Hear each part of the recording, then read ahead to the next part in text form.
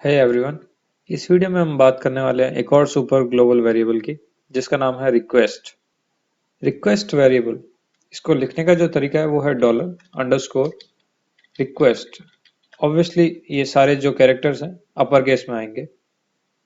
तो request variable क्या करता है, मतलब बाय डिफॉल्ट एक एरे होता है, एसोसिएटिव एरे, जिनके जो कंटेंट है वो तीन और सुपर ग्लोबल वेरिएबल होते हैं। अब वो तीन और सुपर ग्लोबल वेरिएबल कौन कौन से होते हैं? गेट, पोस्ट और कुकी। कुकी के बारे में हम ऑलरेडी पढ़ चुके हैं, गेट और पोस्ट के बारे में इस वीडियो में हम पढ़ेंगे। तो $_ जो रिक्वेस्ट है वो तीन और सुपर ग्लोबल्स का मिक्सचर है। कैसा दिखता है उसका एक एग्जांपल मैं आपको दिखा देता हूँ। तो मैं यहाँ पर print_r करूंगा क्योंकि ये एरे होता है, सारे सुपर ग्लोबल्स एरे हैं। अब मैं जब इसको रीलोड करूंगा तो आप देख रहे हैं ब्लैंक है अभी, क्योंकि ना तो हमने गेट सेट किया हुआ है, ना हमने पोस्ट सेट किया हुआ है, ना कुकी हमने वेरिएबल सेट किया हुआ है। तो इनमें से कुछ भी सेट नहीं है, तो ये ब्लैंक है। अब मान लीजिए मैं यहाँ लगाता हूँ $u=0। तो यहाँ देख रहे हैं आप, u कर एक की है, उसमें वैल्यू आ गई है 0। तो ये जो अभी मैंने $? और u0 लिखा, इससे क्या हुआ, ये मैंने जस्ट अभी अभी एक गेट वेरिएबल सेट कर दिया है। मैं तीन के आपको एग्जांपल बता रहा हूँ ना, तीन नाम मैंने बताए हैं, $_get, $_post, $_cookie। कुकी के बारे में हम पढ़ चुके हैं। तो जब आप कुकी सेट करेंगे तो उसका जो कुकी का नाम होगा वो इसकी की बन जाएगी एंड उसकी वैल्यू यहाँ पर आ जाएगी। तो ये रिक्वेस्ट वेरिएबल आपके उसमें सेव हो जाएंगे। बट याद रहे कि रिक्वेस्ट वेरिएबल में तीनों का अलग अलग सेव नहीं होता। अगर मान लीजिए आपके पास गेट में भी सेम वेरिएबल है जिसका नाम u है, पोस्ट में भी सेम वेरिएबल है जिसका नाम u है, एंड कुकी में भी सेम कुकी है जिसका नाम u है, तो वो जो लास्ट में जो अपडेट हुआ है मोस्ट रिसेंटली, सिर्फ वो वाला ही वैल्यू स्टोर्ड रहेगा। एंड जो इनका ऑर्डर है सेव करने का, वो लेफ्ट टू राइट होता है, जो आपकी सेटिंग में सेव किया हो गया। अगर आपने लेफ्ट टू राइट में गेट पोस्ट सेव किया है तो पहले आपका गेट सेव होगा, उसके बाद अगर कहीं पे भी पोस्ट होगा तो पोस्ट उसको ओवरराइड कर देगा गेट वाले को। तो ये हमेशा इसी तरीके से काम करता रहेगा। तो रिक्वेस्ट का जो यूज करना है वो बहुत ही ज्यादा कभी कभी ब्लंडर साबित होता है, क्योंकि ओवरराइट होने का बहुत ज्यादा चांस रहता है वेरिएबल्स का। बहुत रेयर केसेस में हम इसका यूज भी करते हैं। सो दैट्स वाई आपको पता होना चाहिए कि रिक्वेस्ट वेरिएबल होता क्या है। हालांकि स्पेसिफिक केसेस में हम गेट, पोस्ट और कुकी डायरेक्टली ही यूज करते हैं, क्योंकि हमें पता है कि ये कभी मिक्स नहीं होंगे। रिक्वेस्ट के अंदर तो सब कुछ मिक्स होने का चांसेस है। तो अब गेट पोस्ट के बारे में पढ़ते हैं, सो दैट आपको समझ आए कि रिक्वेस्ट में क्या क्या चीजें कैसे कैसे सेव हो सकती हैं। अब गेट और पोस्ट का मतलब, याद करिए कि हमने जब HTML के फॉर्म्स पढ़े थे तब फॉर्म का जो मेथड था वो या तो गेट या पोस्ट था, एंड सेम उसी चीज का यहाँ पे रिलेशन है। तो आई होप अब आपको थोड़ा इंटरेस्ट आने लगा हो इस वीडियो में, क्योंकि अब हम बात करने वाले हैं फॉर्म्स की। फॉर्म का सबमिशन कैसे होता है एक पेज में। तो उसके लिए सबसे पहले हमें क्या चाहिए, एक फॉर्म चाहिए, राइट। तो मैं एक फॉर्म बना लेता हूँ PHP के बाहर ही, फॉर्म, एंड उसमें एक इनपुट ले लेते हैं, टाइप = टेक्स्ट, एंड इसका एक नेम ले लेते हैं, जैसे डबल यू ले लिया मैंने, एंड एक सबमिट बटन हमें चाहिए होगा, input type submit. I think इतना काफी होगा। अब मैं जब इसको रीलोड करूंगा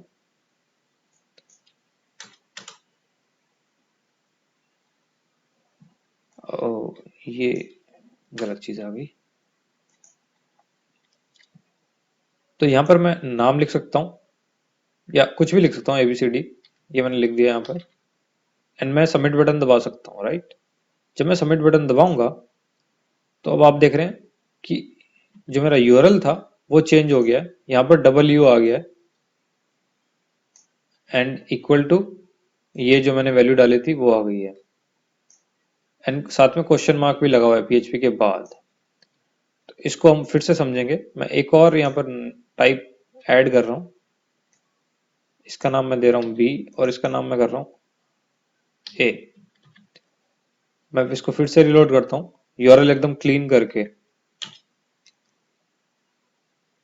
ये ए है और ये बी है, उसके बाद सबमिट बटन है।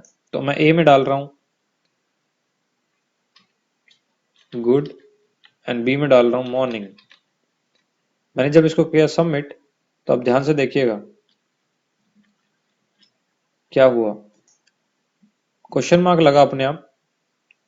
तो एक चीज तो मैं समझ आ गई कि भाई फाइल के आगे अगर जो आपका यूआरएल है उसके आगे आप क्वेश्चन मार्क लगा के कुछ चीजें लिख दें तो क्वेश्चन मार्क से वो चीजें सबमिट होती हैं, यानी वो गेट और पोस्ट वेरिएबल में सेव हो जाते हैं। तो फाइल का नाम तो पीएचपी तक ही था, क्वेश्चन मार्क उसके बाद एक्स्ट्रा डिटेल्स के लिए दिया हमने, यानी खुद ऐड हो गया है। उसके बाद आप देख रहे हैं कि वेरिएबल का नाम है ए, फिर इक्वल टू लगा के उसकी वैल्यू है, फिर एंड लगा हुआ है एंड से उनको जोड़ा गया है कि भाई अभी साथ में है, एक और भेज रहा हूं मैं। उसके बाद बी भेजा हमने, फिर इक्वल टू मॉर्निंग भेजा। तो ए में गुड और बी में मॉर्निंग। अब यहाँ पर ये जो रिक्वेस्ट वेरिएबल था हमारा, उसने ये चीजें देखी कि ए आया है उसकी वैल्यू है गुड, बी आया है उसकी वैल्यू है मॉर्निंग।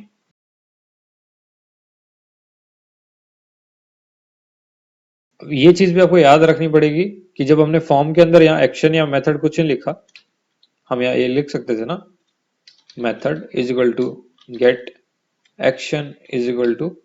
अब क्योंकि हमने एक्शन कुछ लिखा ही नहीं था तो ब्लैंक था। ब्लैंक का मतलब कि सेम पेज पे ही वापस चला जाता है, यानी उसी पेज में ये फिर से, मतलब ये सबमिट का जो पेज होगा वो भी यही बनेगा सेम वापस गेट पोस्ट डॉट पीएचपी। तो ये अभी तक गेट है। ये अगर मैं सेम चीज पोस्ट कर दूं, अब मैं ये चीज हटा दूं, यहां पर सेम चीज है, बस मैंने मेथड को गेट का पोस्ट कर दिया। तो आपको पता है कि क्या होगा, यूआरएल में नहीं आएगा एंड वो पोस्ट हो जाएगा। पोस्ट हो गया, बट फिर भी रिक्वेस्ट वेरिएबल में तो ए और बी ही आए हैं, तो इसलिए ये मिक्स होने के बहुत ज्यादा चांसेस हैं। तो इसलिए अब हम सिर्फ और सिर्फ या तो गेट यूज करेंगे या पोस्ट यूज करेंगे। कुकीज के बारे में पढ़ चुके हैं तो मैं इस वीडियो में उसकी बात बिल्कुल भी नहीं करूंगा। हम सिर्फ गेट और पोस्ट समझेंगे यहाँ पर। तो यहाँ मेथड जब पोस्ट था तो डेटा मेरा पोस्ट तो हुआ बट यूआरएल में नहीं दिखा, एंड इसीलिए इसी तरीके से तो पोस्ट काम करता है। तो मैं यहाँ पर पोस्ट लिखने वाला हूँ एंड मैं इसको रीलोड करूंगा। तो आप देख रहे हैं गुड एंड मॉर्निंग, ये चीजें मेरी पोस्ट वेरिएबल्स में सेव हो गई हैं। अब मैं एक्शन में क्या करने वाला हूं, मैं यहाँ पर क्वेश्चन मार्क लगा रहा हूं, यानी एक्शन में ही मैं कुछ और भेज रहा हूं। मैं y इज इक्वल टू 99 भेज रहा हूं एंड अब मैं यहाँ पर गेट को भी प्रिंट करा रहा हूं, डॉलर अंडरस्कोर गेट। अब मैं इसको फिर से रिलोड करता हूं। अभी देखिए दोनों एरे ब्लैंक एरे हैं, ना तो गेट में कुछ है ना पोस्ट में कुछ है। अब मैं फिर से लिख रहा हूँ गुड मॉर्निंग। अब मैं जब सबमिट करूंगा तो सबमिट बटन जाएगा कहाँ पे, अब यूआरएल को देखिएगा, यूआरएल चेंज हो जाएगा। सबमिट किया तो यूआरएल में तो आ गया y99। तो आप देख रहे हैं कि पहला जो एरे था पोस्ट एरे था वो ए में आपके गुड और बी में मॉर्निंग, सेकंड एरे यानी गेट वाला जो एरे था उसमें y में 99 सेव हो गया। तो इस तरीके से आपके गेट और पोस्ट वेरिएबल्स काम करते हैं।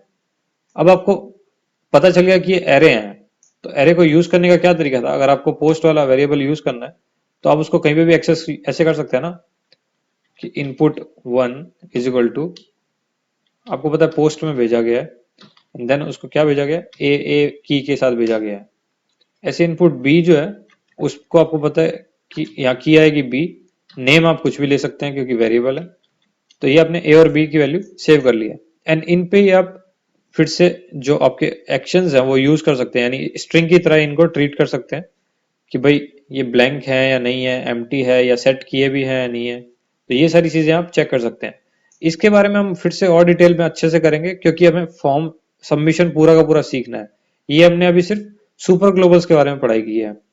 फॉर्म सबमिशन का एक पूरा का पूरा अलग वीडियो आएगा, तो उसके लिए आप वेट करिए। गेट और पोस्ट को समझाने के लिए मैंने ये वीडियो बनाया था। आई होप आपको समझ आया कि कैसे इसको यूज करना है। एक मैं एग्जांपल आपको सिंपल सा ऐसे दिखा रहा हूँ कि आप इसको ऐसे प्रिंट कर सकते हैं, ए वाले को। इसको रिलोड किया तो आप देख रहे हैं गुड प्रिंट हो गया। तो सेम जैसे हम एरेज को यूज करते थे वैसे ही गेट और पोस्ट को हम यूज करेंगे। एंड इनके पूरे एप्लीकेशन हम फॉर्म हैंडलिंग में अच्छे से अभी यूज करने वाले हैं। एक दो वीडियो छोड़ के गेट पोस्ट की फॉर्म हैंडलिंग वाली पूरी वीडियो आएगी, तो तब हम सीखेंगे फॉर्म सबमिशन कंप्लीट। तो इस वीडियो के लिए इतना ही। Thank you.